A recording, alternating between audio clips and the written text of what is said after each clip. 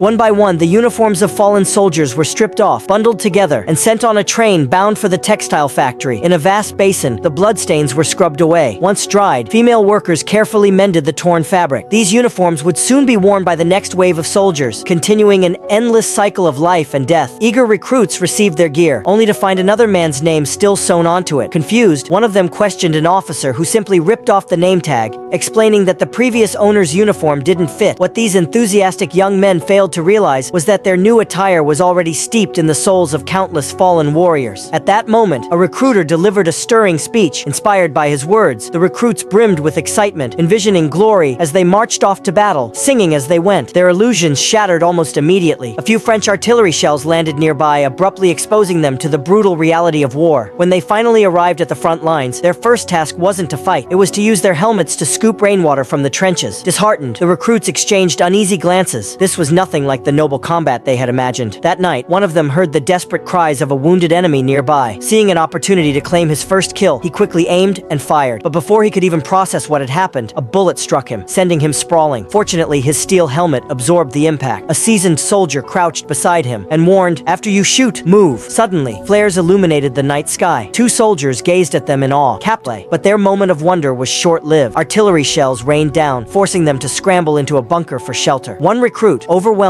by fear, ignored the other's warnings and sprinted outside. Within moments, an explosion ripped him apart. At the same time, the already weakened bunker collapsed with a thunderous crash. By dawn, the battlefield had been transformed into a desolate wasteland, strewn with corpses. A barely breathing recruit was pulled from the wreckage. Once again, he had narrowly escaped death. His officer promptly assigned him to collect the dog tags of the fallen. As he moved through the wreckage, his boot crushed a pair of glasses. A terrible realization surged through him. In their unit, only one person wore glasses, his childhood friend.